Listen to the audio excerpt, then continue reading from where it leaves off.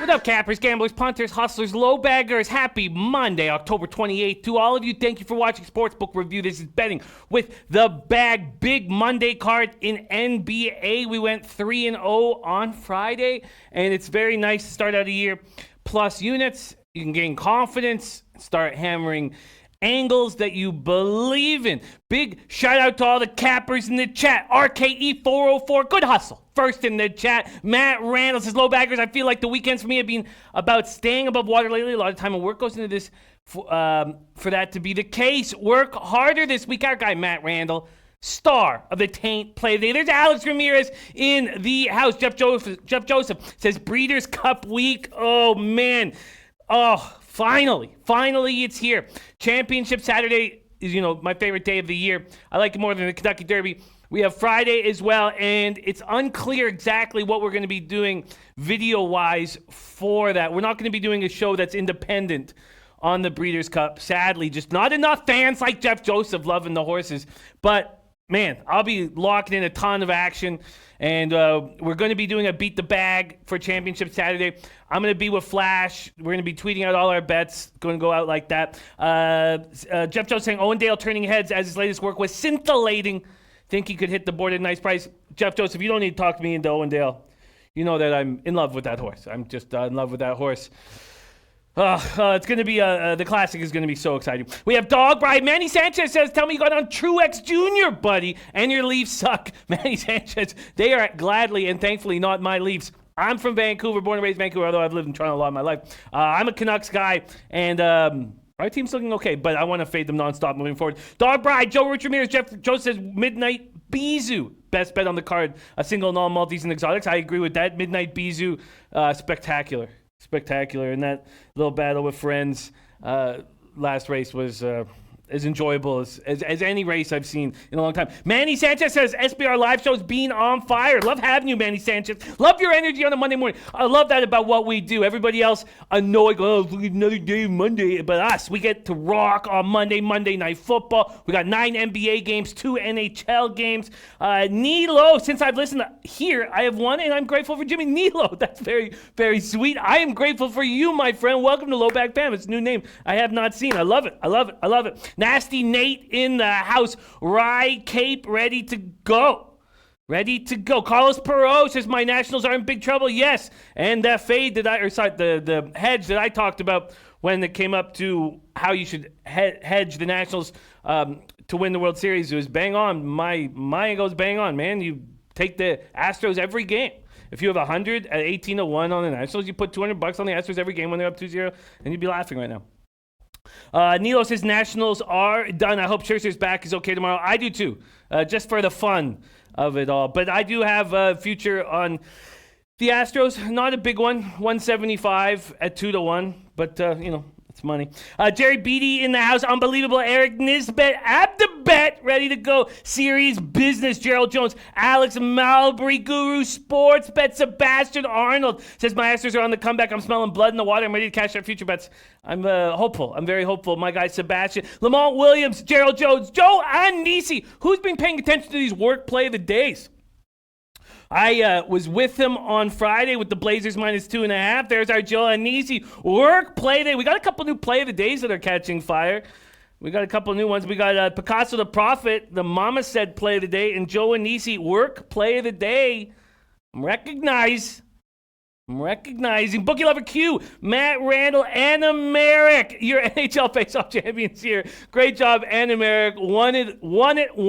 Won the SBR contest in NHL. Impressive, my guy. James H. Eddie Sports Money, Ill Wise.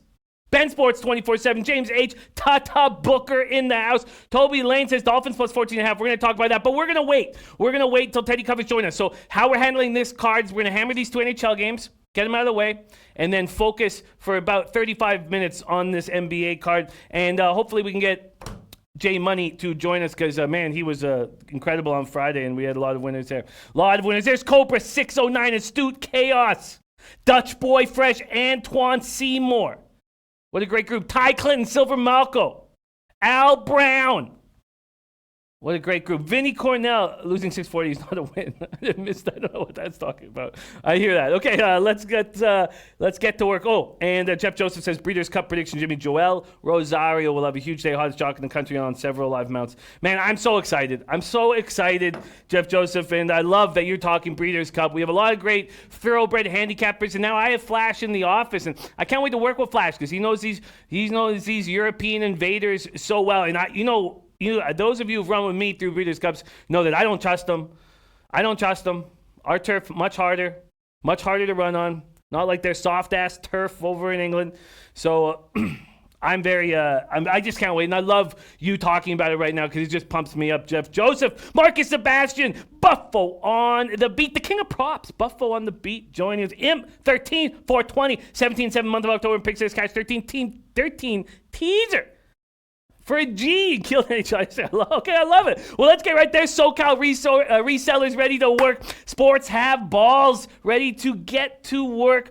And let's do exactly that. We're going to start with the National Hockey League. I am coming off a loss in that under 6.5. It's funny, the market moved so fast, I didn't get to bet it in during the show. And then when it moved down to 6, I didn't bet it. And it was a huge loser. 5-5 going into a shootout. So I saved myself $200, but the look was so wrong. And I'm beginning to feel that the Canucks are not going to be that under team that I so expected. And they're in action tonight against the Panthers. We'll talk about that. First off, Rafa, could you pop up that NHL record? A little worse than it was. Still a very small sample size. Nothing to pat myself on the back about. But I am going to start hammering more. There's perfect rotation in the house. James H. says Pelicans, Warriors will be interesting. Fade Warriors. I'm thinking so. We're going to spend most of this morning card, at least when you're working with me individually on NBA. So let's get through this NHL right now. And we got Alex Ramirez, 3-team teaser. Rams at a pick'em, Texans and Pats and Cashers. Beautiful. Beautiful. All right. I'm going to copy and paste that all right here. Okay, let's get to work. CT base, let's get this Monday cash. It's a lot of opportunities on the board. I'm seeing a ton of opportunities in NBA. Not so much in NHL, and I apologize. For those of you who are hoping that I'd be hammering a lot more quantity of plays, I'm telling you, they're coming. It's just starting off quite slow at this point. All right, let's get to work right now. Bring up the Sportsbook Review odds page here, sportsreview.com, SBR odds. It should be up on your screen at all times. Let's go to spreads and totals. And let's start NHL. We got Arizona Buffalo opening at 5.5, juice to the under. There's been a 2-cent move to the over. Buffalo opening up at -126. They're now at -118. Still very little. JM says, where's your Panama tan? Bro, that's more tan than I've ever been in my life, really.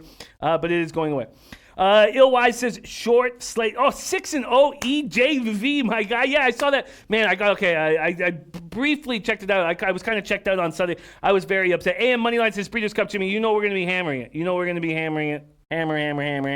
I only have $400 in my horse account right now. I need to get more. So let's have a big week so I can put. I would like to have $1,000 in that account by Saturday. $1,000 is what I like to fire at a championship Saturday. Silver Malcolm says, Jimmy, our Canucks blowing 5-1 lead was ugly, but hopefully they learn from it. I don't know what to do with them right now, except fade them. But do we want to fade them with Montembeault in goal and the Panthers off a back-to-back? I don't think so. Yes, it is, Paco. Yes, it is, my friend. Okay. Coyotes, Sabres, Kemper, 4-3-0, 1.87 goals against average, 934 save percentage. If there's a goaltending change, let me know. I expect Carter Hutton, even though it says Linus Ullmark. I know Ullmark coming off that 41 save shutout, but I expect them to go right back to Carter Hutton. Coyotes, 3.10 goals per game, 2.20 goals allowed. Playing good hockey. 21.2% power play. Kessel's helping there, giving them some confidence. Sabres, 3.42 goals per game, 2.50 goals allowed. Their power play at 28.9% and penalty killing 81.1%. That's why both these teams have got off to good starts. Coyotes 6-3-1, Sabres 9-2-1 because their special teams are humming. Sabres came back from that 6-2 loss to the Rangers with a 2-0 win over Detroit. It was a good stay off. Okay, Stack Wap, we'll work together. My man, we will work together. There's Rayhan, my guy Rayhan, NBA expert back in action. He's also come down and partied with me here in Costa Rica. Rayhan in the house, man. Very, very, very nice seeing you in the chat. Okay, so Sabres bounced back, showed character. Ralph Kruger doing a great job. Came back from that abysmal loss to the Rangers and played very strong hockey and accountable defensive hockey, which is what we need to see from this team because we know they're going to put up power play goals. And then from the Coyotes, they showed the same thing. They got their first regulation defeat was against these Islanders on Thursday. Their first regulation defeat since October 5th at home against Boston. So they come back, they show resilience, and they beat a Devils team that's playing good hockey on Friday. So that completed a run of 3 games in 4 nights. So now they're fresher, and now they're ready to go into Buffalo and possibly do some damage. James H. says, yeah, sprinkle on Yotes tonight, I think. And there's my guy, Nutflush Island House. So this is how I look at this game. And if this is going to cause me to make less action, to bet less, so be it. But I am not going to take Arizona on the road, even if I like them, against a Sabres team that is 9-2-1 on the season, unless I'm getting a plus price that I can make money off of. Now, I know you're like, well, make money by betting more or whatever it is. It's just not worth it to me. I'm looking at this money line and I'm like, you know what? Plus 107 to take the Coyotes on the road in Buffalo. I look at this spot and I don't see value anywhere. I don't see value anywhere unless you're going to go for a puck line score. And in that, I'm not confident in. Buffalo should be bigger favorites against this rested Arizona team. Yenny Toon says, talk football yet? No, we're going to start Monday night when we have Teddy Covers here in 37 minutes. So, with that being said, I can't make a move. I cannot make a move on Coyote Sabres, and I'm not going to. Now, when we talk more about the total, we'll find angles, but at 5.5, it's a tight line. Nick Allegretti says, small example, but the Panthers are scoring a goal less on back-to-back days. It's very important to bring that up. It's very important to bring that up. So what we know about the Panthers, I'd no move on Coyote Sabres for me. And, I'm not just going to reach here when the most important thing in my life right now is to succeed in NHL. Panthers at Canucks. Montembeault, Markstrom. Ben Sports 24/7 says thinks Pistons roll. Pacers again. The Pacers can't rebound, and we're going to get to that very, very soon. Okay, Panthers, Canucks, Montembeault, Markstrom. Panthers 3.64 goals per game, 3.45 goals allowed. Bob Bobrovsky still has not gotten hot yet, and now we'll see Montembeault, who is a goalie, even though he's not a first-round draft pick. He's a very high ceiling. Very high ceiling. Okay. Glad to hear, Jokes, that you cashed big. I did not. Sherrigan, that is called the goaltender. Sherrigan, the goalie. Canucks, 3.30 goals per game, 2.40 goals allowed, 88.9% penalty killing, 20.9% power play. Again, special teams are going to be the thing that we focus on enormously. There's my guy, Juan Ruiz. Breeders' Cup Juan coming up very fast. Okay. Canucks' last outing was stunning. They're up 5-1 with 21 minutes to go, and they let the Capitals come back. There are certain teams we want to win and want to lose early in the year to give us value, and we want the Canucks to win. We want the Canucks to win because we want to fade them. There's Big Ragu in the house. Carlsbro says, are you surprised by how well your Canucks are playing right now? Look, I don't care about the first 10 or 15 games. We're 6-3-1. I don't care about them. We watched Buffalo do the same thing they're doing this year last year, and what they end up, 33, 39, and they were a bad hockey team, and they could be a bad hockey game here again. Gary Watts has just gone on to me. Is there a possibility the Breeders' Cup show where the truest value in sports betting? I don't know if there will be an independent. There won't be a live independent one. If there is one where we give out some picks, it'll be a taped one that Flash and I do. But there's not a lot of studio time right now. I can promise you we're going to talk a lot about it. We're going to talk a lot about it. Going to get Big Ragu on the Friday to give us a lot of looks as well. We're going to talk a lot about it. And if Gary White, I hope you're on Twitter because that's where we're going to be doing a ton of work. There's AM, barbecue sauce, titty. We're talking about different plays of the day that are catching fire. AMs, always plus lines, always going after scores. Barbecue sauce, titty play today. Turkey Superliga. Istanbul, Basaksehir here. Hope I pronounced that right. All right, let's get into NBA very soon here. But let's see if we can find an angle here. First, let's go to the odds page here. We're looking at the Canucks as a lukewarm favorite. You got to think after the Panthers win 6-2 and they're 4-0-4 in their last 8, they've started the road trip well, that the Canucks would be live here. But I don't want to ever take them, and there's no total up on the board yet. That's how scared they are of Panthers totals. That's how scared they are of Panthers totals. I'm interested in it. Look, I'm not going to take Canucks ever. I don't think they're a good team, and I want them to win as much as possible so we can fade them. There's Bigger Goose saying definitely on the BC looks. So I know that there's a very small amount of bets being made in the NHL right now. But I can't take the Panthers on the second half of a back-to-back. I'm not going to trust teams on the second half of back-to-back, especially if they win the first game, especially early in the year. And then I don't ever want the Canucks, ever. Mally Mal says it's 6. Let me see if I can get it on my book right now. Thank you, Mally Mal. Let's go to hockey lines. I've got 6.5. I've got 6.5. I wish it was 6. I don't know why it's not listed on Sportsbook Review. I got 6.5 in my book. All right, so Nilo says Panthers are not that good after all the signing. You know what? I think the Panthers are very good. I think the big loss right now is not having Trocheck in the lineup. Alex Ramirez, Spidey, play of the day, Canucks money line. You know, I get it. After the Canucks were just embarrassed. They have a tired Panthers team coming in. You have Montembeault in goal. You know, I do get the Canucks here after that embarrassing comeback from the Capitals. I mean, a lot of these West Coast teams have the advantage of these teams in back-to-back situations, and here's another one. But the Canucks at minus 125 just does not appeal to me. But I understand it. I just don't ever want the Canucks. I don't think they're very good. All right, Matt Randall locking in his Monday action. All right, let me copy and paste that. All right, let's move on to NBA. And there's Josh Point in the house. Wow, 6,400. Great job. Brandon Cummings in the house. Score bet at 6 at minus 120. I'm shocked at that. That Fire TV cash big with Patriots, Rams, Packers. Nice job. Nice job with the Packers. I did not handle NFL well. I could understand why people would want to back these knuckleheads. And maybe I can talk myself into them. It's just not easy. I just don't trust them. All right, let's move into NBA, and I'm excited about it. Rafa, could you pop up this NBA record? Small sample size, but we are in business. And let's get to work right now. Big Guy Bubba says Sixers if Embiid goes. I'm going to rock through just because I've got pages of notes here. I'm going to slowly just go through mine, but I'm looking forward to talk about that. Thank you for sharing that. The Bubba, Big Guy Bubba in the house. Pacers, Pistons. Let's start here. Let's start here with Pacers, Pistons. Pacers open up at minus 1.5 on the road, now minus 2. Total at 213.5 has gone down to 213. There are injury issues.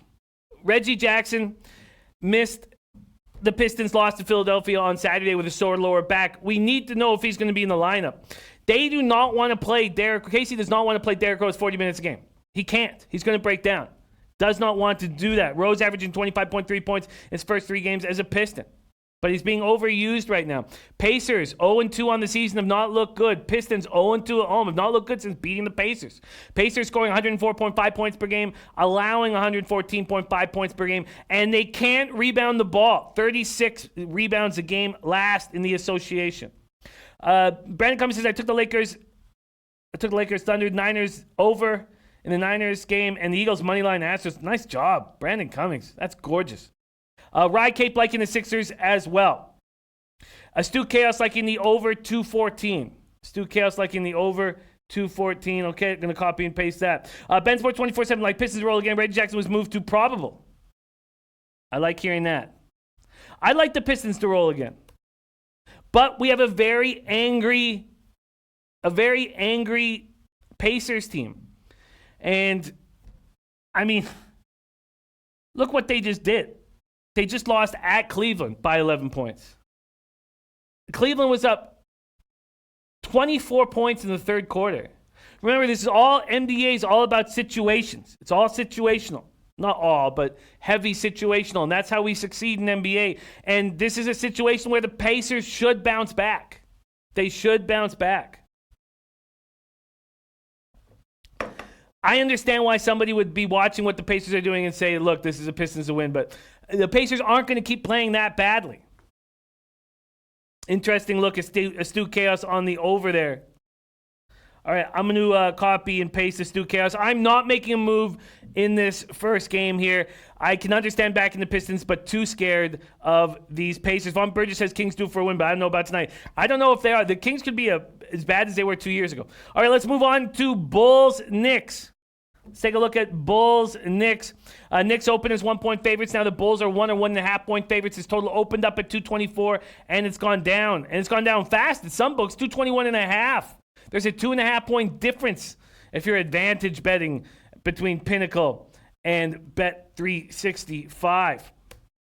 Bulls scoring 106.3 points per game, 1-2 on the season, 1-1 on the road. Knicks 0-3, but we cashed on them Friday night. 112 points allowed, 46.3 rebounds a game, 20.3 assists. They're not getting assists. 25th in the league right now in assists. Knicks 105 points per game, 24th, 117 points allowed, 18.7 assists and 44.3 rebounds. Chicago looked terrible against the Raptors. This is a definite bounce back spot for these Bulls. They shot 29.9% against the Raptors. They looked terrible on Saturday night. Wendell Clark looked okay, 12 and 11, but Zach LaVine, 4 of 13 shooting, was completely shut down. He got 37 points on Friday. He will bounce back here. Jansen saying, I am on the Knicks. Sportsman of the Year on the Pacers -2. I get that. Dutch Boy Fresh says Pacers overvalued to me. I don't see it. They're just not going to keep losing like this. They're not going to keep losing like that, and they're very, very, very angry. Ben Sport 24/7 says Bulls spot.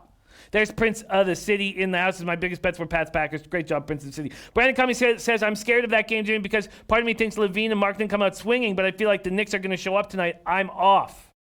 Knicks 0-3 after getting beaten up in the fourth quarter against the Celtics on Saturday night. Single-digit losses. They look good against San Antonio and Brooklyn.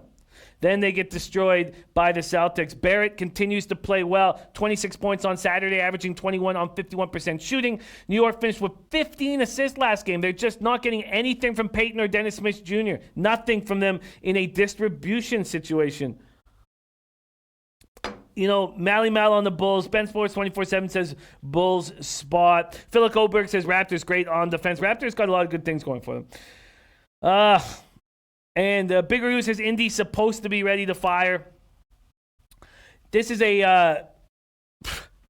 are two bad teams and makes me very hesitant. Scott says I'm on Bulls, Knicks under, and Jazz Suns under. I will copy and paste our guy Scott right now. Copied and pasted right there. Okay. Here we go.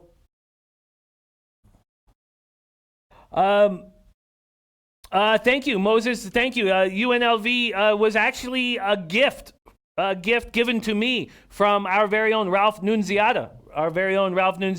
Who's a OG low bagger. So I can't take the credit. Ralph said, get on UNLV, and I studied up on it and then went with it. So thank you for giving me the love there, Moses. But really, that love deserves to go to Ralph, my friend Ralph Nunziata, who's also a great thoroughbred handicapper. All right, let's keep rolling. I'm not making a move on Bulls, Knicks, and I'm hesitant to do a lot of totals.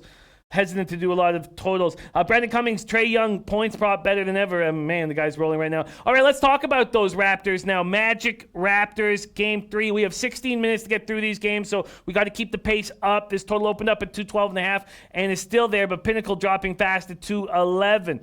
Raptors opening up at -4.5. Now they're at -4. That seems like a decent price for these Raptors. Raptors scoring 114.7 points per game, allowing 106. Number one team in the NBA in rebounding at 54 per and 24 assists per game. Magic coming off a game shooting 35.4 from the field, 16.1% from three, and barely lost on the road at Atlanta on Saturday. Astute Chaos says Knicks have been in every game till the third, so I don't trust the Bulls to pull it out. I get it, Astute Chaos. I don't trust the Bulls either.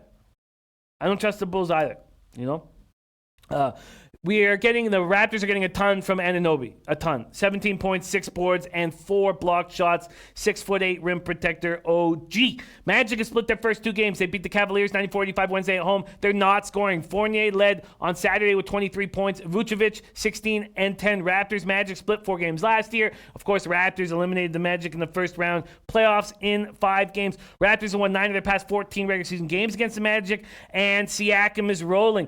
I look at this and think that we're getting value. I think we're getting value with the Raptors 4-point favorites at home. I can understand that the Magic will come back and shoot better, but This to me is value. Look at Joe Anisi. My goodness, that's a gorgeous record. I mean, we're talking about getting the Raptors at -4. That's at 5 dimes, 4.5 everywhere else. How do you not take that? I mean, Nilo says, gotta like the Raptors at 4.5. Yeah. Magic are scoring at 29th in the league right now at 96.5 points per game. I agree with you, Ragu. Kobe White's going to be a hell of a player. How do we not take the Raptors at -4.5? You got to think that anything under 5 is a bargain.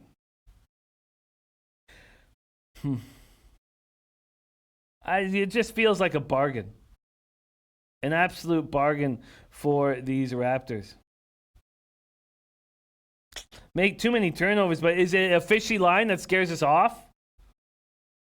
Rayan says, I'm all over Raptors. How do you not take the Raptors here?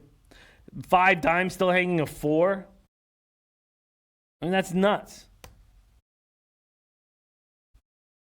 All right, I'm taking the Raptors here. Anything under 5 at home. I've just got to take the Magic with their shooting woes. I mean, it wouldn't surprise me the Magic shoot better. All right, I'm taking the Raptors, getting -4, -105 at 5 dimes. Taryn saying the under is a good look.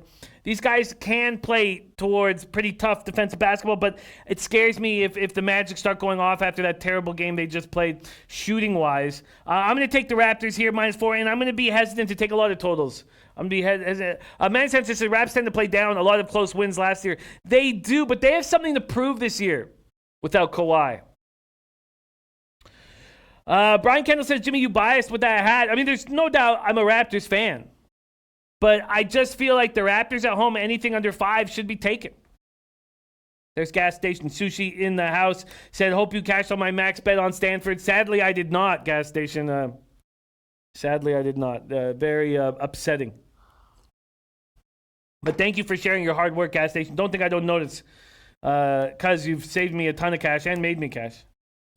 All right, I'm rolling with the Raptors -4. Anything under 5 is a bargain. Let's move on to Sixers at Hawks. Sixers at Hawks.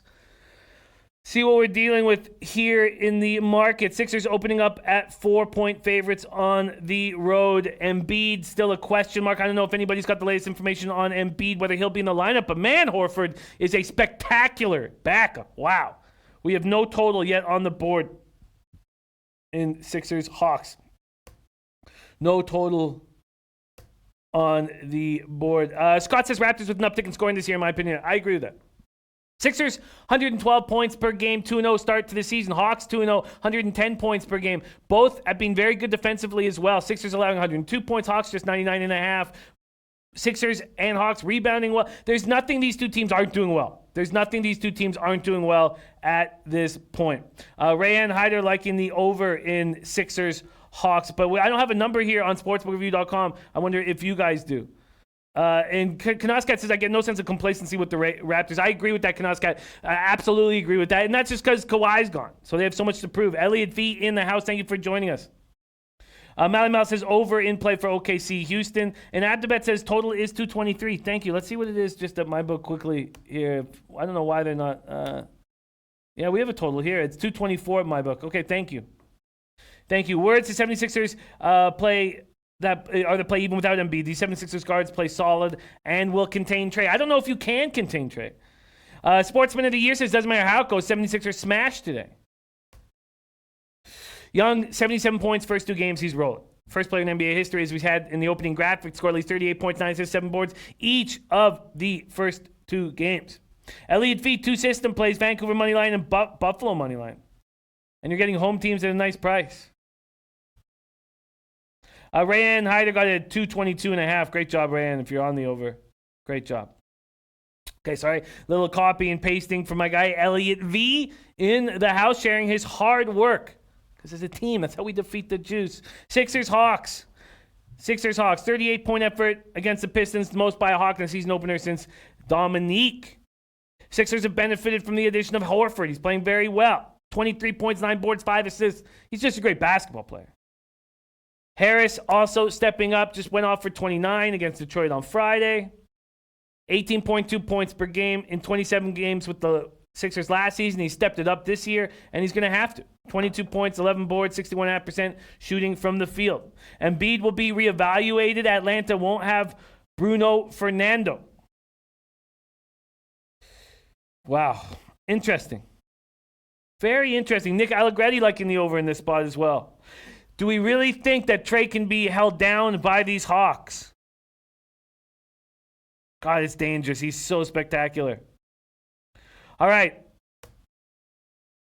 I'm not going to make a move yet on Sixers Hawks. We will have somebody come in and join us on the late show to go over these basketball games with us as well. And we're going to see what Teddy Covers is thinking in the association as well. All right, let's move over to Cavaliers-Bucks. Cavaliers-Bucks. Bucks coming off a shocking loss. Milwaukee opening up at 14.5, now 15. It was 15.5 1 point, so it's gone down to 15. The Cavs total with the Bucks opening up at 222, and Pinnacle's already moved that up to 224. Wow, a lot of differences in some of these market prices at this point. And Rye Cape says Horford is a game changer. Don't expect Embiid tonight. Damon Santori saying Dolphins team total over 13.5. Damon, I remember Twadi Latte coming in with his best bet of the weekend was the under team total, and that stopped me from taking the over in this game with Fitzmagic, which I thought I might do. So, yeah, we're going to need a lot more breakdowns on this game here. Okay, so Cavaliers breaking in the win column. Beat the Pacers at home 110-99. Beeline, first NBA coaching win. There's a different change in energy in the locker room. Tristan Thompson, 25-13, gets his first three. Bucks squander a 21-point second-half lead Monday. A 21-point second-half lead. And lose in overtime to Miami. There's Noli Knows in the house. Noli, thank you for the 2 unders that you gave me. Both easy cashers, and I needed them. Both hugely easy cashers. The Illinois-Purdue under, I doubled up on that game. And the Kentucky-Missouri under. When Noli Knows says dead under, you immediately tail. And that's what he said about the Kentucky-Missouri. Thank you very much, Noli Knows. I needed it badly because I still went 7-8. Ugh. Mally Mal says Cavs going to get smoked. This is an angry Bucks team. There's no doubt about that. An angry Bucks team. But Bubba says Cavs backdoor. I agree. I think if you're going to want to take the Bucks, you have to take them early. But are they going to be locked in? I mean, do you want to take? I mean, remember, we had a ton of success with the Cavs last year. On this show, we've had success with bad basketball teams, and this is another one. -9 first half. Yes, the Bucks are angry, but they got to keep it together throughout. Adrian Gannett is eating. I love that. Jamal Stone, what a phenomenal day for NHL for overs yesterday. Unreal. Stu Chaos leaning to the over in Cleveland, Milwaukee. Yes, but the Cavs have been slowing games down, and that's how they've been succeeding. They're allowing 96.5 points per game. That's 4th in the league. Nilo says -15 is rich, too rich. And Jamel saying Bucks missing. Wow. I'm shocked because he's been so spectacular so far this year. Brogdon not going to be in the lineup. Let's just do a quick double check on that right now. Here, let's go to quickly look at depth charts here and see if Malcolm is not going to be in the lineup. Oh, and I did the math wrong. Sorry, we actually had 26 minutes when I said 16, so we're good. We got lots of time here. We're going to take a look at Malcolm Brogdon not being in the lineup for... Malcolm Brogdon's not on the Bucks. What the hell am I doing? Malcolm Brogdon is dominating for the Pacers. Are you saying he's not going to be in line for the Pacers? No, right? He's averaging 26 a game for the Pacers. Sorry, that messed me up there. I was thinking about time there. Let's just quickly go to the Pacers and make sure that Malcolm Brogdon is... Yeah, Malcolm Brogdon's good to go. Okay. Sorry, let's keep rolling. Conor Ricky says Bucks first quarter and first half. Yeah, Malcolm Brogdon on the Pacers. Of course he's on the Pacers. All right, so let's keep rolling along. Yes, I know that he plays on the Pacers. I know. Thank you, guys. Yes, I know that he's 26 points at 10.5 boards a game for the Pacers. He's changed this Pacers team, but the Pacers are playing very bad. Okay, sorry. Thank you, Nilo. That I was just thinking about math and time, how much time we have for basketball, and then I tripped out. Okay, let's keep rolling along here. Cavaliers, Bucks. I'm going to make a move in a bit. There's Ski Profit in the house. Great to see Ski Profit. Very interested to hear what he's on. Let's move on to Warriors at Pelicans right now. Let's move on to the Warriors at Pelicans. Pelicans opening at -4. They're now at -4.5. Let me go to my book to see what the total is. And the total is very high at 236, but not too high. Thank you, Kevin 24/7. Thank you very much. Very kind. Very kind. Thank you for your hard work. All right. Let's keep going. Okay, here we go. Warriors embarrassed so far this year. Embarrassed. They're allowing the most points in the association at 130.5. They're not getting distribution. They don't look good. Pelicans have been in every game and come so close. Warriors embarrassed twice. Lost their 2 games by an average of 23.5 points. Pelicans looked so good without Drew. So good. Losing by 3 points to the Rockets on Saturday night. They're playing good basketball. How do we not expect them to continue to play it? Well, we need to know if Drew's going to be in the lineup. Let's take a quick look right now, very quickly here, and see if we can get any last-minute information on Drew. Because if he's in, then how do we not back him? And even if he's out, wait till he's announced out, see if there's a line change, and then back him. Here we go. Any last information? He's listed as questionable for Monday's game against the Warriors. So they think Holiday is probably closer to doubtful. So if you're going to back the Pelicans, you should wait. We should wait to back the Pelicans.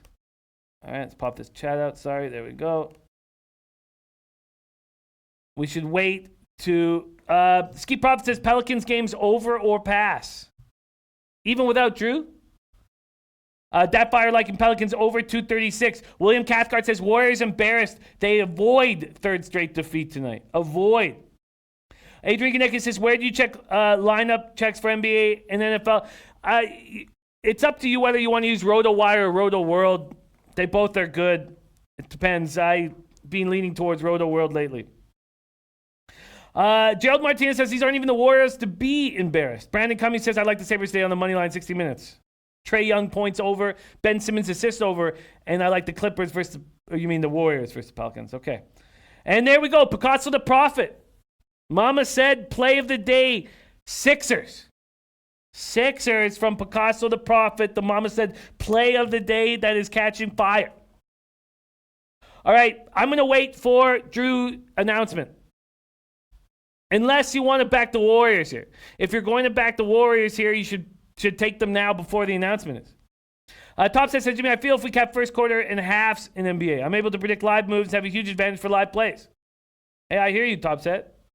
Makes sense. Captain 24/7 says, Warriors need a bench. Pelicans are deeper. I agree. And there's Corey Simmons in the house. William Cathcart says, I'm going to throw some lunch money on the Warriors money line tonight. Have a feeling. James H. says, fade Warriors.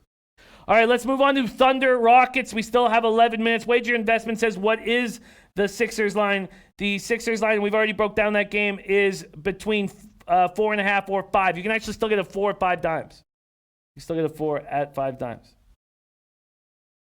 Okay. Joe Martinez says, fade Warriors, especially on the road. Okay. Thunder Rockets, let's break this spot down right now. Rockets opening up at -10.5. This total between 225 and 227, depending on where you shop. Tyrone Russell saying that the team is better with Lonzo than Drew. Wow, that's a heavy comment. All right, Thunder. Thunder coming off a big win, a dismantling of the Warriors, in control the whole time, leading by as many as 42. You know, you have to think the Warriors come out very angry against the Pelicans. I'm starting to think the Warriors are the play. You have to think they come out angry. But Mal says Pelicans good bet tonight. Maybe it's just best to stay away. All right, Thunder Rockets. Thunder scoring 100 points per game. That's good for 26th in the NBA. They are third in the NBA defensively, allowing 96.3 points per game. I know it's early. They're still getting no distribution. 17.7 assists a game. Rockets scoring 118.5 points per game, allowing 120. Rebounding the ball well, but that's probably because of how many shots they put up and getting distribution. Sherigan Amaterasu says fade Westbrook. Dave Jr. says, when NHL game are you looking forward to go in person? The way I always buy tickets to the shitty teams because they're cheaper. And, I don't care who I watch. I just love it. And we got another work play today from Joe Anisi on the Thunder +10. What was the first one he gave out? Sorry. Oh, that was what he gave out. Sorry, I thought it was another one. Already. Picasso says Warriors can't win on the glass. I think it's best to live bet them.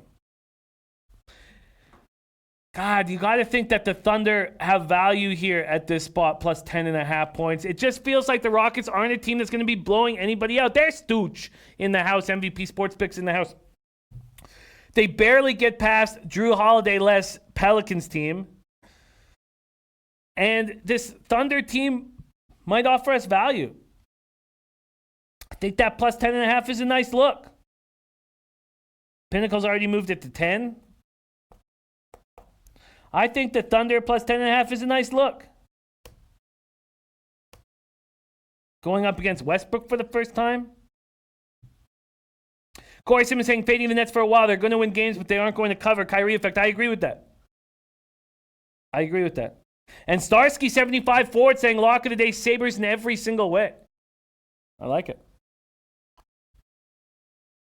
I like what Joe and Nisi's on. Back in the Thunder by double digits. Mally Mal says don't do it. I'm going to leave this as a lean right now. Mally Mal says Rockets might steam him. I don't know. I feel like that 10.5 is enough. Let's just quickly take a quick look at the depth chart here for these Thunder and make sure that everybody is healthy and good to go. OKC. Here we go. Yeah, they're fine. I think this is a nice spot for them. Ben Sports 24/7 says Rockets first quarter, lock it in now. I think the 10.5 is doable. But they're coming off a very good game, and that makes me a little bit uncomfortable. All right, I'm going to leave the Thunder as a lean tonight. Wager investments like in the Knicks tonight. Don't like the way the Bulls have been playing. I can understand that. Joe and Nietzsche saying Rockets ain't steaming anyone early in the season. It does. That 10.5 does make me comfortable. Mally Mouse says Rockets going to make a statement. Dutch Boy Fresh says Rockets have trouble. Okay, I'm going to leave that as a lean. We only have 7 more minutes, so let's make sure we get through all these games. Let's move over to Blazers, Spurs. Blazers, Spurs. Spurs opening up at -4.5. They're now still at 4. A bookmaker. You know, I don't see these colors moving. I wonder if this is a... I don't see any line movement happening here on this. Let me just refresh this. I still don't. I think we might be having a problem with the...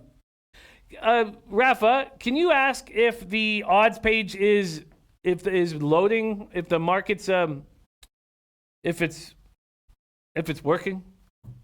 Thank you. Okay, and Jerry Beatty Rockets first half looks like a lock, Elite V liking Spurs money line. There's DX Filer in the house. Okay, Blazers capable of playing good basketball. But they certainly did not look good against Washington on Saturday night. Spurs looking to wrap up a season-opening 3-game homestand. This is a good spot for them. San Antonio heads into this battle with 2 wins in 2 starts. DeRozan won the last game with 5 seconds left. He did not look good. J.B. Brown liking Blazers Knicks 4-point teaser. Brendan Cruz on Miami +14. No way I can take Steelers -14. I agree with that. Blazers head to San Antonio after winning against Dallas 121-119. They smashed the Kings for us on Friday. Lillard, 26 seconds left, won the game for them. McCollum, 35 points, playing well. Lillard, 28. Hood, 20. Bazemore, 11. Now Zach Collins is hurt, and Zach Collins is going to be badly missed in this game. I really think he's going to be badly missed in this game. I feel like the Spurs are the spot. Mr. Mississippi Razor Made Money says Spurs are typically great at home. I feel like the Spurs are the spot here with no Zach Collins against a tired Blazers team. I really do. Blazers on the second half of back-to-back. Ski Profit leaning to the over. Ben Sports 24/7 says Spurs at -5.5. I don't like. You know, I think this is just going to be a tired Blazers team that's going to just admit the loss here. I really do. I think this is a tired Blazers team that's just going to allow the loss. There's Smooth Godwin in the house. I love it. Smooth. Great to see you. You know what? I really do. I think that the Spurs take care of business here. I do not believe that's a 4 at Bookmaker, though. I don't believe that they'd be that far behind. Okay, I'll wait. I'm going to just leave it in L right now. I'll wait to see if this loads up. Big Pam TV says Spurs play no defense. But the Zach Collins has become so important in this Blazers squad. Let's keep rolling because we only have a few more minutes left, and I want to touch on at least all of these games. And let's see what my book is hanging here for the Spurs. I'll give me an idea. They're at 6 here. So I believe it is 6s and 5.5s. I think that 4 is late. And there's no moving on the SBR odds page, so it must be down. All right. Ronald Durante saying Spurs and under. You know what? I'm going to take the Spurs here. I'm going to go with my gut here. I just feel like the Blazers are going to take the loss. That was a tough game, just like was said here in the chat by our guy. And I agree completely. Because the prophet says we have to take advantage of these teams hitting back-to-backs at least early. I agree. Ronald Durante, absolutely right about how hard the Blazers work. JB Brown on the Spurs -6. I can get him at -5.5, and I'm going to do that. -5.5, -105, a few different books here. I'm going to do that. I'm going to take the Spurs -5.5, -105. I'm sure that they take it away and get on a run in the 4th. Okay, let's move over to Nuggets Kings. Nuggets Kings. Here, the Nuggets opening up at -5.5. There are 6s and 6.5s. Yes. I can send it to you right now, Rafa. There we go. And here we go. There we go, Rafa. Yeah, there's no movement. There's no colors. If there's no colors, it means it's down. All right. Nuggets scoring 108 points per game, allowing 103.5. Kings 96 points per game, 30th in the association. 119.7 points allowed by the Kings. They're bad defensively, bad offensively, and De'Aaron Fox dealing with a hip injury. He's not distributing the ball. Nuggets open 2-0, but they did not look good. Barely getting past the Suns, 108-107. Jeremy Grant looking good for them, though. Nice pickup in the offseason. Knicks have come out of the gate. The Kings have come out of the gate, 3 straight losses by at least 10 points. They're playing bad. No Bagley. They just look like a bad basketball team. In saying that, do you want the Nuggets at 5.5? Probably. Top set leaning OKC and the Raptors. Liking Bulls first quarter, Knicks live. I agree with all that. You know, they're just playing bad basketball. And the Nuggets know how bad they just played. Elliot V says Denver can beat them easily. I think that this 5.5 is probably a really nice number for us against an angry Nuggets team who just looks so bad. You know, I think this is a good spot. I think that the Nuggets are angry with how they played in their opener. And the Kings are just a bad basketball team and they're a hurt basketball team. And I'm going to make a move on it. I'm going to make a move on Nuggets right now at 5.5, getting plus 101 here at Pinnacle. Nuggets minus 5.5 at plus 101. I think the Nuggets roll. Okay. Oh, wow. I love Polo this, Polo that, saying Golden State lottery pick. Oh, man. That would put such a big smile on my face. Okay. We got a couple more picks here. We have a couple more plays here. We have Jazz, Suns, and Charlotte Clippers. So just 2 games left. Let's quickly touch on them. Jazz, Suns. Jazz opening up at -5, and now down to 4 or 4.5 at some of these books. Let's go. Jazz not scoring a lot, but best defense in the league, allowing just 90.3 points per game, and still not getting the distribution they were hoping to when they made the change at point guard. There's DJ. IT says it's okay. So reboot it? All right, let's try it again. Let's get on Sportsbook Review. All right, let's go to the odds page. Okay. There are some, okay. I don't have time to send screenshots. Sorry about that. I'm just going to keep rolling. But yeah, there's no color. The odds aren't moving. There's no colors. Okay. Jazz, Suns. Jazz season high 18 3-pointers, tied a franchise record in their beatdown of the Kings. Bogdanovich, 5 threes. Donovan Mitchell, Jeff Green, 3 apiece. They've held all 3 opponents under 40% shooting. They're just a good basketball team. But how good are the Suns? That's the question. That's a big question.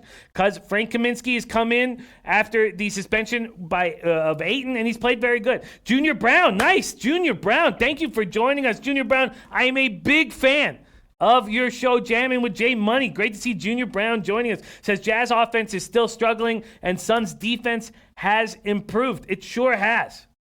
It sure has, and I love seeing Frank the Tank rolling. Those of you who are not watching Jamming with Jay Money are missing out. All you guys on that show are doing a spectacular job, and I am a big fan. Topset says Suns first quarter, Jazz live. Wow, the Suns are a team I need to watch more of. 2-0 at home early in the year. Looking very good. Looking very good. Rubio, too. I mean, they're averaging 29.3 assists per game. They're getting the distribution. All right, Astute Chaos locking in his place. I'm going to copy and paste that. We're going to have Teddy Covers joining us in just 1 second. The last game on the card is Matt Randall says, Junior Brown, welcome. Yes. Big asset to the team here, having Junior Brown rolling with us. All right, Hornets, Clippers. Clippers bench played very well, as always, but they lose 131-22. And Doc takes a ton of shit for bringing out Kawhi with 4.5 minutes left. He's a tricky player to coach right now. But their bench is spectacular, as always. An embarrassing loss to the Suns, playing without Ayton and Rubio, who is out with a left knee contusion. Hornets averaging 108.7 points per game. The Clippers scoring 125 points per game. Let's take a look at what the market is saying here. Clippers are 15.5-point favorites. God, that should be too many points. That could be too many points. Molecular Ninja in the house says Clippers will come out with energy early, lean, full game too. Ben Sports 24/7 liking Oklahoma City, Houston over 226. All right, we have Teddy Covers ready to go. All right, so let's just look over this NBA card once more. We're on the Nuggets -5.5 plus 101. Spurs -5.5 minus 105. And the Raptors at -4. Those seem like nice looks. The only other lean is the Thunder plus 10.5. Do we make a move on the Thunder plus 10.5? Let's hear what Teddy Covers is thinking on this NBA card. Please welcome to the show on a Monday morning, getting ready to get this week popping off. Teddy Covers coming to us live from Las Vegas, Nevada. Teddy Covers, how you doing today? I'm doing lousy, Jimmy. I had a lousy weekend. I've been in a lousy mood. I'm grumpy, and I could really use some of your good energy this morning. So, actually, something about you, Jimmy. You make me smile. I've been grumpy as hell, dude. You haven't been wanting to hang around with me at all the last 24 hours. That's not the case right now. Sorry, I just fixed my microphone. Can you hear me now? Yeah, I can hear you. You sound great. That's honesty, and that's the way it works. We're not always feeling glorious. Sometimes we're angry. And personally, I like that edge in my capping when I am angry, because I feel like I'm a little bit sharper and I take advantage of situations when they arise. And your honesty is it's real. And I enjoy that very, very much. It's not all grass stains and ice cream. We got a battle here. That's the truth, man. Jerry Beatty says, Jimmy, please ask Teddy about the Spurs. I will, but let's hear what Teddy likes in the association. So what we're going to do, Teddy, is we're going to start with NBA. Then we want to hear how you're going to handle the Monday Nighter, and then we will go into NCAA football. So right now, Jerry Beatty has a question, and I'll copy and paste it. But what is jumping out at you on this NBA card? Three plays I'm interested in on the NBA card. For today, and they're all near the top of the card. I laid 1.5 with the Pacers in Detroit. Detroit went into Indiana last week and spoiled the Pacers' home debut. I'm expecting Indiana to do the same thing here.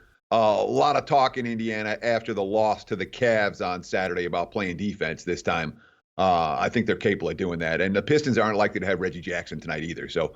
When you're without your point guard and your best player in Griffin, that, in my mind, is enough to take Indiana in that spot. That's one that I like.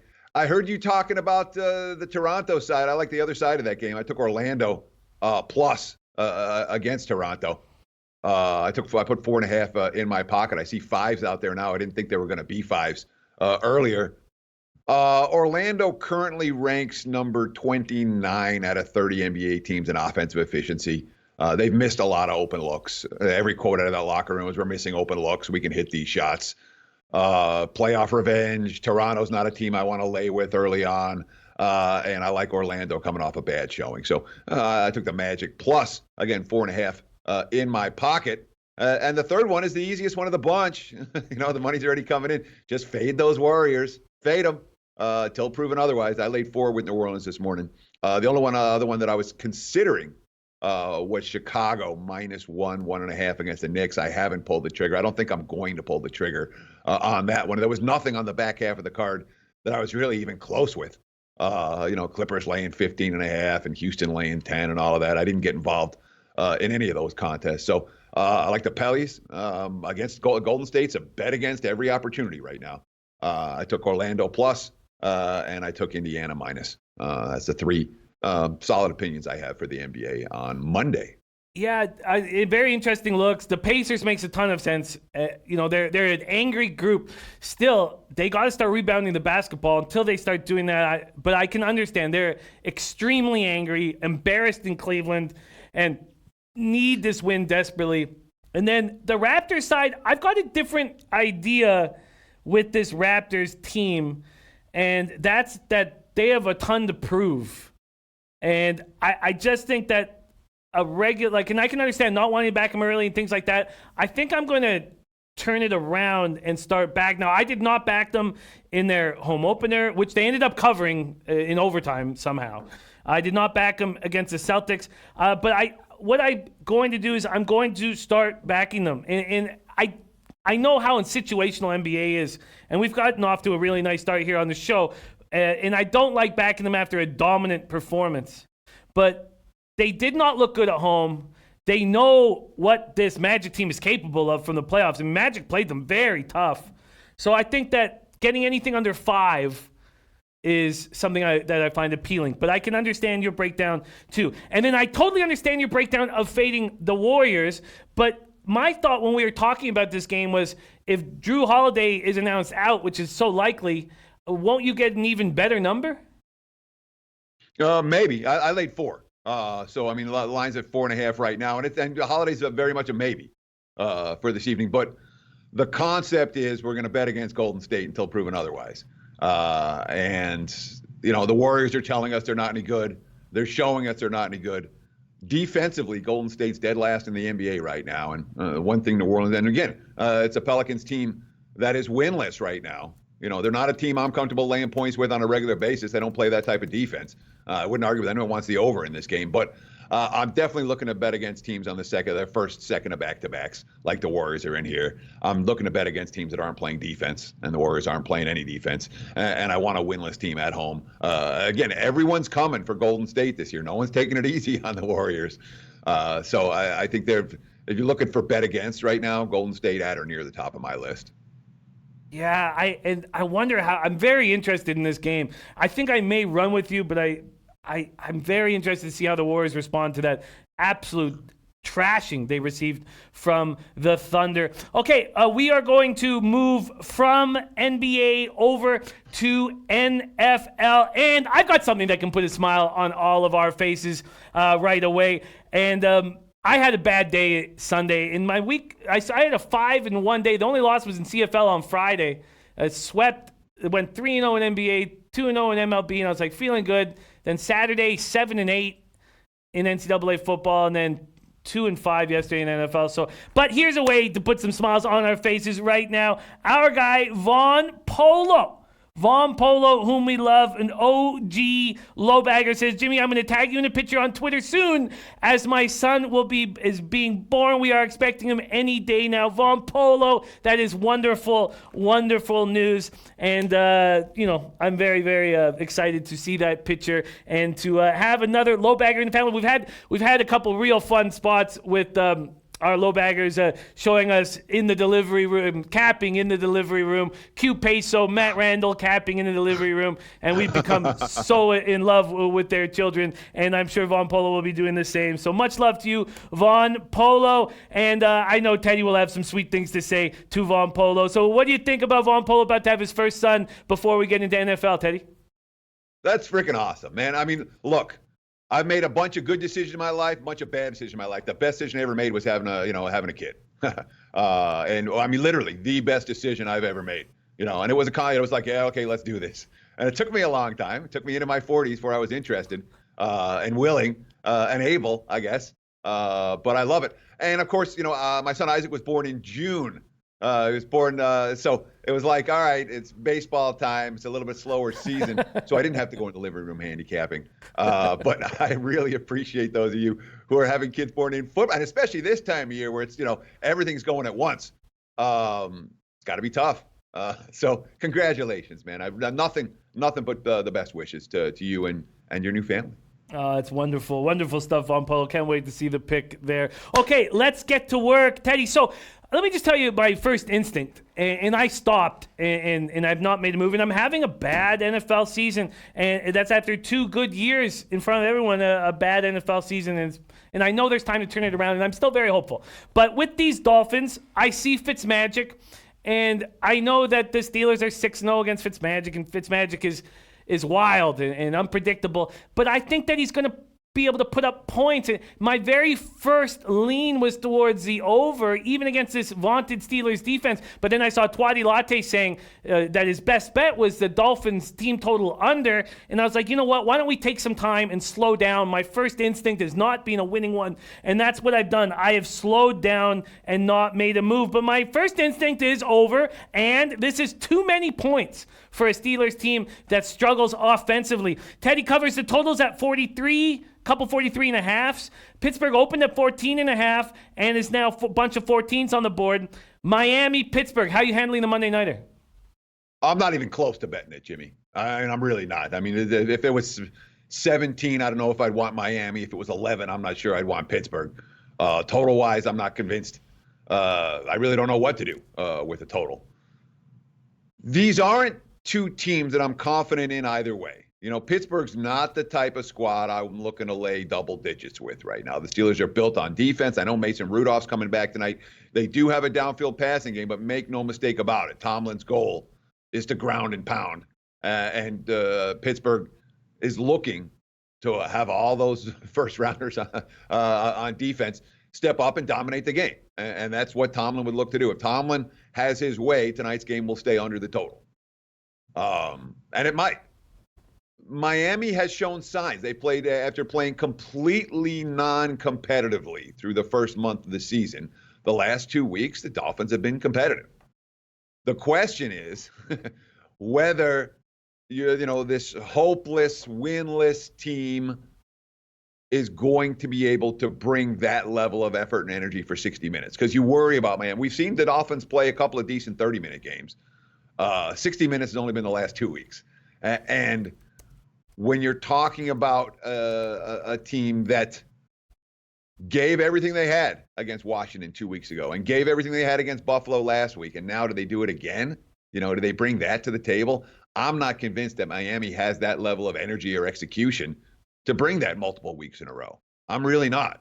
And when you're talking about it, I mean, we know what Fitzmagic's going to do. He's going to chuck the football up and give his receivers a chance to make plays. That also gives the opposing defenders a chance to make plays. That's how he plays. And when it works well, his team scores 40 points. When it doesn't work well, he throws a couple of pick sixes and his team gets blown out. And I wouldn't be shocked to see Pittsburgh do that tonight. I really wouldn't. If I had to play the game, I'd probably play, free bet. I'd probably play Pittsburgh. I do not trust Miami to bring the level of effort and execution that they have the last 2 weeks. And I think Pittsburgh's coming to play. At 2-4, the Steelers, there's still some semblance of hope for the Steelers season. At 3-4, they're in it. They're not in hopeless land. But ask them to win by margin, by more than 2 touchdown margin. It's just not a game I'm into, Jimmy. It's not a game that I was close to betting, and it's not a game that I'm planning on betting right now. So I wish you all the luck with, Dolphins or team total under, however you want to do it. I have no idea how to play this. So if you find something positive expectation, I'm all ears.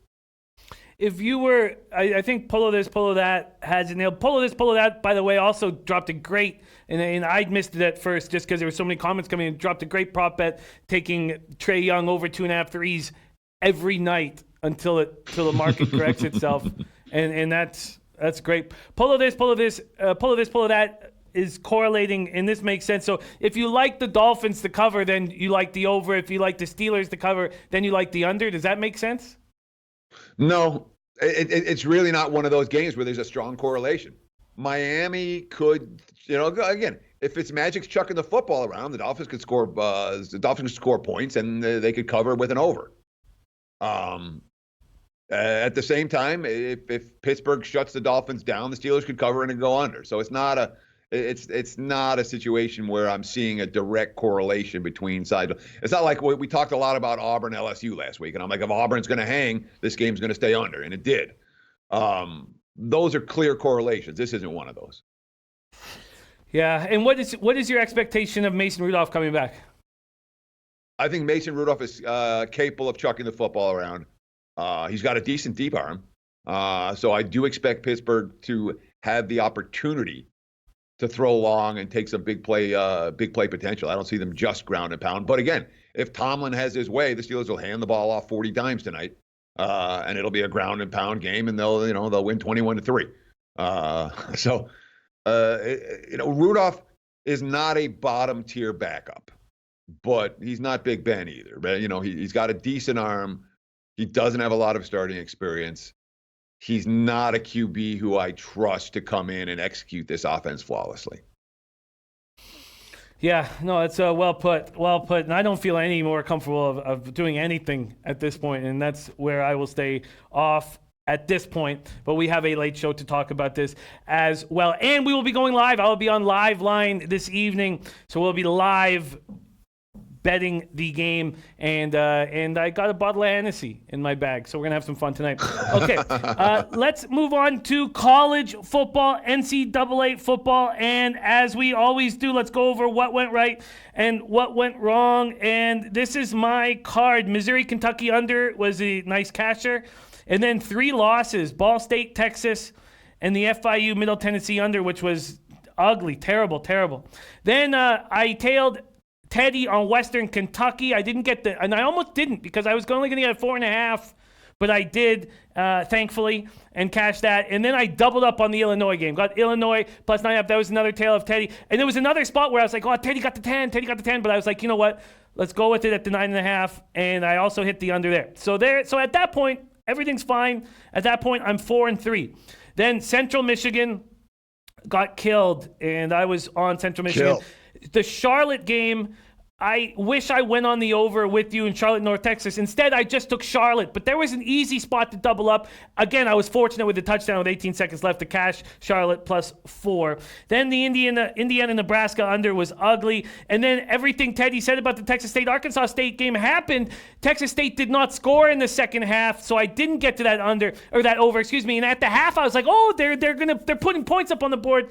And so that was a loss. Then Florida Atlantic smash. That was a Drew Martin helping spot there. Then I did 2 small schools.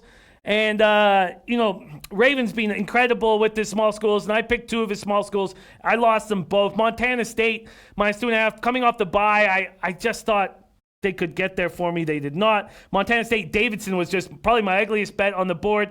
And then I closed the night with UNLV plus 12. Thanks to Ralph Nunziata. 7-8. Ugly stuff. Rafa, could you put up my record? Angry, but still hopeful, and we'll still be hammering more action this week. Teddy Covers, how did your NCAA fall off? Crappy.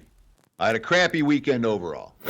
You know me, Jimmy. If I'm in here on a Monday and I'm smiling, it's all good. I had a good weekend. If I'm in here Monday all pissed off, I didn't have a good weekend, and I didn't do a lot of stuff right. Iowa State wasn't right. Texas wasn't right. Virginia wasn't right. Central Michigan was a turnover debacle. That game was really frustrating. Utah State was dead wrong. I mean, I had a lot of wrong sides, and that's not what I like to see. Obviously, the Charlotte North Texas over was good. The Western Kentucky, that was wrong too. We were lucky when the Hilltoppers came back in that game. I mean, I had one, two right sides. Illinois was a right side. Illinois was pretty easy. Illinois was really easy. That game was over it wasn't over at 3-0, but it felt over like from a point spread perspective at 10-0. Purdue had no business in that range. But to get one right and then we cash a couple of coin flips, that's not what I expect to do on a college football Saturday. So, like I said, it's not a good Monday morning. And when you have that happen, all right, and it was not a good. I mean, October as a whole was a crappy month for me. It was a crappy in MLB. It was crappy in NFL. It was crappy in college football. When you go through a full month, and you're just not, you can't put together that one streak, and you can't put together that one monster weekend to get that's what you do. Okay, that's what I do. All right, breathe, take a couple minutes away. Normally on Sunday night, I'm peppering the board with bets. I did not do that last night. And part of it was that I went through the card once and wasn't seeing stuff that jumped out on me. But part of it was like, look, you've got to, your October has not been what you thought it was going to be. Take a break, think about something else. We'll come back and look at it tomorrow. And that's exactly what I did last night, and today's tomorrow. So I will get back and look at it today. But sometimes you have to do that, Jimmy. We talk a lot about handicapping the games. You got to handicap yourself, and myself, I mean, I was in no position to sit down and focus the way that I like to focus. So if you're not feeling that way, all right, find something else to do, get back to it. But in terms of the time frames that things are normally in, if you're struggling, if you're going through a down patch, you do want to change things up a little bit. You want to shake things up. So yeah, I shook things up a little bit this week, and that unfortunately is going to not be good for today's show because I don't have any bets to give you guys today. That being said, hopefully the results will, a little tweak, a little flick, maybe that'll help turn things around because I'm a little bit frustrated today, Jimmy. I really am. Yeah, I hear it, and I hear it in your voice. And one of the things that Pete always talks about is handicapping the handicappers, and often I find the guys that I look up to, their bounce back weeks is something that I can really believe in after a tough week. It's a great thing to back somebody who's, and the way that you are adjusting by handling things differently makes perfect sense. And so let's just take it easy and start going through the games that are the most appealing. We have questions coming in, but I have no doubt that you are going to catch fire here in the second half of the season. So let's start taking a look at spots that are appealing, and maybe we should just go to the big games here, and we should start, I don't know, but let's, I'm definitely not going to want to start in the pack, because the pack scares the shit out of me time and time again. Why don't we start off with this nice spot here? And you will know the totals before us, because I'm just here with the Sportsbook review page, and we don't have the totals coming in. But why don't we start with SMU Memphis, two teams that are definitely trending in the right direction. Memphis looking very good of late. They open up a -3. We already see 3.5s and a 4 at Pinnacle. Why don't we start off? Does the market move make sense with Memphis at home against SMU? I was surprised by it. I was surprised by the number, and I was surprised the way that the number moved off the opener. Total at Circa here in Vegas opened 68.5. I'm sorry, that's the current number. I don't know where it opened. But most the totals don't move that much until the mark. Yeah, that hasn't moved. What you'll see, and it's fascinating because Circa is posting some of the first numbers, but Circa's numbers don't move until the BOL numbers go up. And then you'll see the moves come once bettors have an idea of what other books are thinking, as opposed to what the first book is thinking.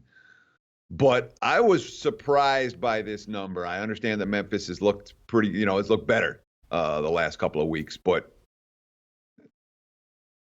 SMU catching 4, that's a lot of points for SMU to be catching against a team that they might be better than. And Devin Wade saying SMU is not trending up. Not trending up. Guru Sportsbet says that's an over game. Memphis will win by margin in that one. SMU overrated. SMU overrated. Devin Wade saying SMU not a consistent cover team. And yes, Stat we have touched on NFL already. Let me jump in, Jimmy. Let me jump in real quick there about SMU, because I couldn't disagree more about SMU not being a team that we like, or SMU just because SMU didn't cover the number against Houston All right, and just because they're not, they didn't, they're not blowing everybody out every week. Doesn't make now this the roles have changed. They don't have to win this game by margin. They have to lose it by a field goal or less. It's a completely different role that we're talking about this team, and a role that we haven't seen. Maybe SMU gets smacked in this game, but SMU's won every game so far this season. They're 8-0. They're not trending down, in my opinion. No, that was my initial reasoning for saying trending up, regardless of the Houston game. So I agree with that look, Teddy. And this is probably a spot where you want an angry football team that feels like they were sort of embarrassed, even though they squeaked out the win. Let's move on to what looks like the marquee game. I know we have Kansas State, and stuff like that, but Georgia, Florida. Georgia on the road, opening up at 3.5, now 4.5. Talk to us about that market move. So, I mean, my gut reaction in this one was that's a lot of points. That's too many. I mean, we've seen Georgia face two tests this year. The Notre Dame game, they didn't blow them away. Obviously, the Irish were in that game start to finish, and then they couldn't put away South Carolina. I'm not convinced they're going to go into the swamp and win that game by margin against the Gators defense. That Florida's defense is real. So my gut reaction there is let them bet Georgia all they want to. I'll be looking at the home dog in that one. So I'm seeing a couple of 4.5s out there at what we like to call leading indicator books. I don't know that holds in terms of where this number is going. I don't know that I don't expect it to go any higher than 4.5. So in terms of a Florida bet, 4.5 might be the time to do it. If you like Georgia, that first move went towards Georgia. I'm not convinced the next one's going to. Fascinating game. Line move predictor, not easy. But like I said, if you like the Florida side, plus 4.5, it makes sense to me to lock in now. And Matt Randall is already locked in Florida. That was part of his Monday plays. We're going to go over Matt Randall's Monday's looks. And as well, we've got some other looks on the board from Rod Zawacki and questions coming in from Jerry as well. So let's just touch on a couple more games, then we'll get into the questions. Another big spot, TCU, Oklahoma State. Oklahoma State minus 4.5 opening. And there's already a 3 at Heritage, which makes it look like the public is, or whoever is gambling early is buying into TCU's win over Texas. What do you think of Oklahoma State opening up at 4.5 and now 3.5 for 3s?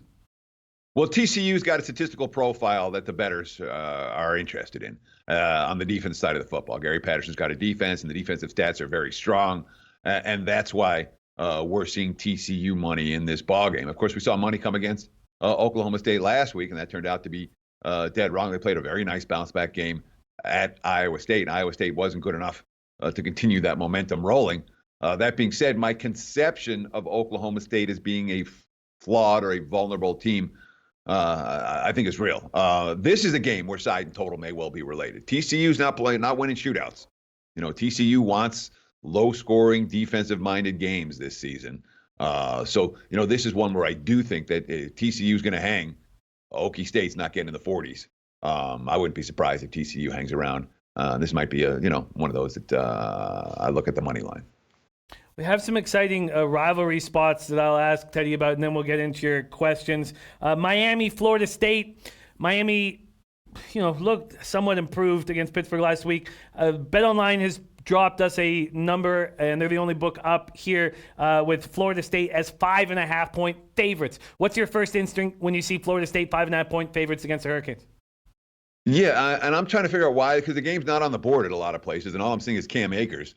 And I can't believe that Cam Akers, I guess he's enough to move the point spread, but he's not someone who's going to move the needle more than a half or anything. And I guess Miami's got QB injuries.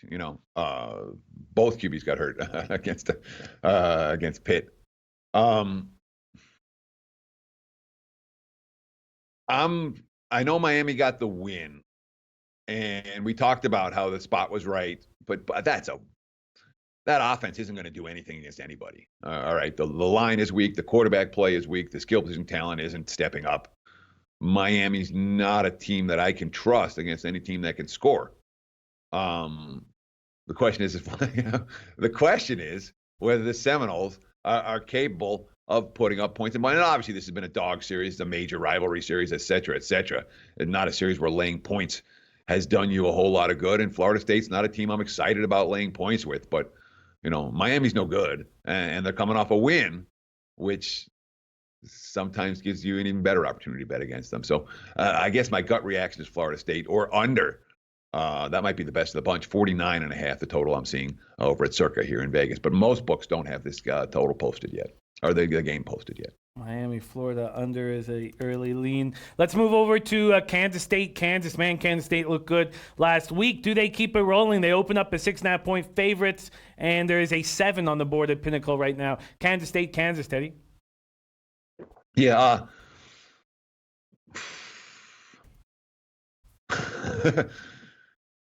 Kansas is playing competitive football week in, week out. Kansas State's coming off a really big win. Really, really, really big win. This might be a spot where the dog is live. And you're seeing that in the spread here, where, the 6.5 as opposed to the 7s. Lean towards the dog. Total 57.5. And, Kansas is a dead nuts over team right now. Their defense is not getting stops in bunches. Their offense can put up points. 57.5 to me seems a little bit low, although, K-State is not a team that we expect to play this shootout game like they had against Oklahoma the other day. But I don't know what to do with that game. I'm going to think about it. It's not anything that I'm about to get to the betting window with on Monday morning. We have Jerry, Beatty, and Scott asking about teams playing against each other. Jerry Beatty saying, Jimmy, please ask Teddy about finally fading UAB this week. Scott says, ask Teddy if the Vols are a bet on team right now. And here we see UAB, Tennessee. Tennessee, this is rotation number 367, 368. Tennessee opening up at minus 10.5, quickly 10s and 9.5s on the board. What do you think about this spot, UAB, Tennessee? It's a really interesting game, and this is a game that I'm expecting to do some work on today. Tennessee might, when you have a team that was awful over the first half of the campaign, and then all of a sudden the light comes on, and they win a game, they cover a spread, they win another. That team can absolutely be a bet-on squad down the stretch, and Tennessee has that potential. And UAB is a team that I was looking for opportunities to fade, and they feasted on a bunch of weak teams. And if I can find something that tells me Tennessee's interest in this game, I'm likely to get involved on the Vols. That being said, I'm not convinced that Tennessee's going to be interested in this game. Interested in, all right, we're focused on this opponent and not looking ahead to what's going on the following week. So it definitely, when you're talking about especially laying double digits with mediocre teams in strong conferences, Power 5 conferences, when they step down in class against a non-Power 5 foe, it's one thing when those games happen in September. And all right, yeah, teams will come in and they'll smack them. A lot of times at this time of the year, you don't see that same level of focus against a non-conference foe. So if UAB's interested and Tennessee's not, the Vols are vulnerable. This is a game that I definitely want to do some reading on over the course of the next 24 hours. Next up is a question from Cassano Magic. Can you ask Teddy, please, about Ole Miss plus 18 at Auburn? There is an 18.5 at Bookmaker and some 18s, but we have seen 17.5s on the boards now at BetOnline and Pinnacle. And the 17.5 is juiced as well, minus 114 at Pinnacle, minus 115 at BetOnline. What do you think about Auburn, Ole Miss? Well, I know I don't want to lay with Auburn this week. This is not your let's lay big price with the Tigers. Coming off a huge down to the wire barn burner game where they end up, and on the heels of several other that was like that. This is not a spot where I'm excited about laying any price with Auburn. The question is, how excited are we about Ole Miss? And they are coming off a bye. They have extra time, et cetera, et cetera. It certainly feels like a Rebel spot. I wouldn't be shocked at all to see some Ole Miss money come in. And if I was going to play the game, just a gut reaction, that would be the way it would look. This is not a spot where I want to lay 3 scores with Auburn. Raven in the Desert liking Ole Miss plus 18. Raven in the Desert also liking Kansas plus 6. Question in from Joshua Snow, the Thursday nighter. Georgia Southern, Appalachian State opening, and now 20th ranked Appalachian State, opening up at minus 18. There's a 16 at Bookmaker now, 16.5 at BetOnline and Heritage. What do you think about this spot on Thursday night? Well, it's certainly low. I mean, Georgia Southern is attracting sharp money right now. So I will say this much. If you like Georgia Southern, you've already missed it. Yeah, you may want to grab it. You've already missed the best of it. You may want to do it to get involved sooner rather than later. You know, I mean, App State's the team in this. What we talked about last week, the concepts of the teams that play defense in the lesser conferences, your bet on teams, and App State's that team. But you know, this point spread range for the Thursday night affair is a little bit rich for me. I can understand why the money's coming on Georgia Southern. Another question coming in from Casano Magic. Tulsa at Tulane. Tulsa opening up at +10, I believe I saw. There we go. No, sorry, opening up at 9. Tulane opening -9. Now there's 10s on the board and a 10.5 at BetOnline. Does that market move towards Tulane make sense? So my gut reaction here was looking at Tulsa plus as opposed to Tulane minus. And as the line was moving toward, you know, the Tulsa, as the Tulane money was coming in, I'm like, okay, no rush here. And this was one that I considered betting right off the bat. I'm like, you know what? You haven't made a bet yet. This isn't the one. You know, take your time this week, Ted. You know, that's basically what I told myself. So my initial reaction was towards Tulsa plus. I have not yet pulled the trigger. Not yet pull the trigger. Michigan gaining 18.5, open at 17.5, now getting 18.5 at Maryland. Rod Zawacki wondering what you think of Michigan here. I'm not going to lay it. It's not a game I'm close to playing. You know, Michigan's coming off a huge win, laying a big price on the road. This is not a role that we trust the Wolverines in. It's not. Maryland is outclassed by the better teams that they face in the Big Ten. We've seen that clearly. And when the Terps let go of the rope, they let go of the rope. And that's happened on a handful of occasions. We talked about that with Nevada in the Wyoming game. We don't trust the teams that let go of the rope. You know, once okay, twice no longer okay. Maryland's done it now 3 or 4 times. So I don't trust the Terps either. So for me, that's an easy game. There's a very little chance I get involved in that one. Then we have more questions coming in from Rod Zawacki. The next is Boston College. He's interested in Boston College +2.5 at Syracuse after the shellacking they took this past weekend. Do they bounce back here against a much easier foe? I would rather have Boston College plus than Syracuse minus. I mean, we talked about Syracuse as a team that, you know, they're just not good.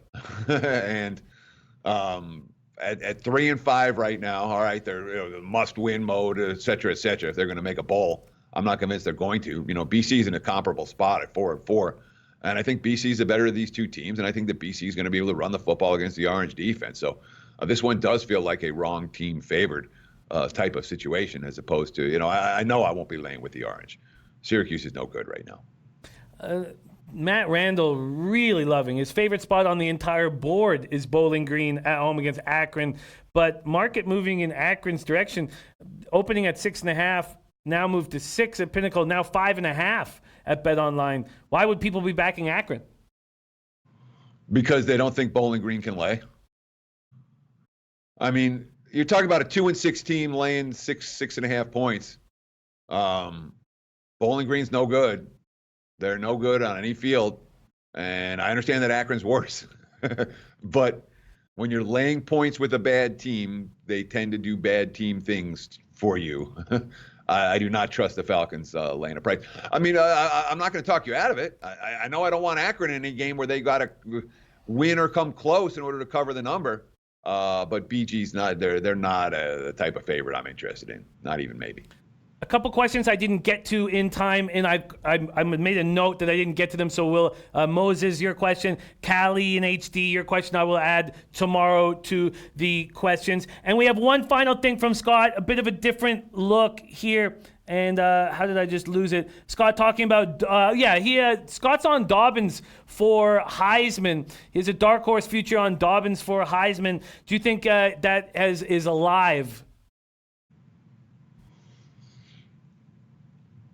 So, of all the awards in sports, I think the Heisman is the single stupidest one because it's really not based on anything. It's a pure popularity contest. It's whatever player gets the most hype on a team that goes undefeated or loses one, you know, the team that's, you know, a top 5 or top 10 team.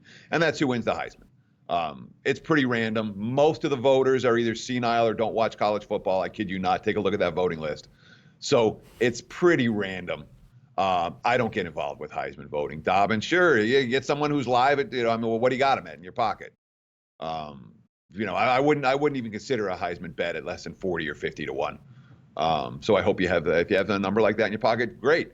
But again, there's no way to hedge it. There's nothing you can do until the final. I guess you can hedge off a Heisman bet when it comes to who gets invited, and then they'll have new odds at that point of the people that got invited. But even then, if you have one guy, how many? What are they? 3 or 4 people get invited? I mean, that's a ceremony I never watch. I think it's 4. Do 4 people get invited, Jimmy? The bottom line is you can't even hedge off it then. So whatever you got in your pocket that's what you got in your pocket. Good luck with Dobbins. I love it. I love my uncle won the Heisman the year before OJ, and watching him vote, the voting process is very, very funny, and hearing his leans to who he likes. And he'll jump on the show too with us, Teddy. Once it gets to bowl season, I'd like to have him jump on the show. He's awesome. fun guy to cap with. That's cool. Yeah. Really? Your uncle won the Heisman? Yeah, for UCLA, Gary Beban, the first small quarterback to succeed, and that's really cool, dude. He's a lot of fun. More about Jimmy every day, man. Good for you. That's kind of cool. Yeah, he's a lot of fun, and he'll jump on the show when we get bowl season. So he's a fun guy to cap with, and I look forward to having him join us and talk a little college football come bowl season. There we have it. We have the early breakdown, and I have a suspicion that Teddy Cover is going to have a monster week, and I love when if just changing it up, and that's what you've done this week, and then you find that you're looking at these games with fresh eyes, and I'm excited to roll with you. And by the way, Teddy, the games I rolled with you on were all winners, so you helped me very much. So you put some money in my pocket, and if I hadn't have followed those looks that you were on, because I wasn't on, I was just on your winners, so you helped me very much. So you can at least take that, put that in the pocket. What a treat it is to run with you every day, and the honesty about how you're feeling is important, because we know this business is full with a lot of bullshit of guys who never lose, and we know that that's not the case. So I just love seeing your honesty. I love working with you each week, and thank you so much for sharing your hard work with me. And the cappers in the chat, do follow this man, Teddy_covers on Twitter. Teddy, any last words for these guys in the chat? Yeah, man, take it easy tonight on Monday Night Football, dude. That's all I'm going to say, is that this is the type of game that it just feels like there's going to be some random ending, doesn't it? ATS? Yeah, it does. Be wary. Enjoy the games. Good luck. Thanks so much, Jimmy. And what am I going to do, dude? I'm all I can do is be real and be honest. When I'm running good, hey, I'm great. Everything's great. Pat yourself on the back. When you're not, you got to be straight with people. Honesty is the best policy. Shucks. Thanks, Jimmy. Have a great day, buddy. Much love to you, Teddy Covers. Corey Simmons says, what were Teddy's NBA plays? Tell you, he's on the Pacers at the Pistons, and the angle makes so much sense to me with the injuries going on with Reggie and the forcing Derrick Rose to play 40 minutes. We're going head-to-head. He is on the Magic. He's on the Magic against the Raptors, so we're going head-to-head there. Then Teddy is also fading the Warriors one more time. So that's what he is doing, fading the Warriors one more time. Von Polo says, Breeders' Cup can't get here fast enough. Man, I can't wait to work on that non-stop. Thank you, AM Moneyline. Thank you, all you guys in the chat. It is a pleasure to roll with you. Yeah, those were his picks, Jerry. He's got none in NCAA football yet, so those were his 3 NBA plays, and he's not making a move on the NFL card there. Robert Weimer says, if you can fake honesty, you got it made. Sadly, that seems to be the case. So we have a big show too, and we got Big Ragu on our late show today as well. So we got a big late show coming up I'm very excited about, but we have no show without these great cappers in the chat. Thank you guys for sharing all your hard work. I copied and pasted a ton of your looks, so enjoy your afternoon. I will see you guys on the late show. Late show going to be live 5:30 p.m. Eastern, and then Live Line with the guys of the stars of Live Line with Jay, Max, Smart, and L, and with my guy Flash here. Much love to you guys, but let's get after it. Let's have a big week. Leche, hey, los bookmakers.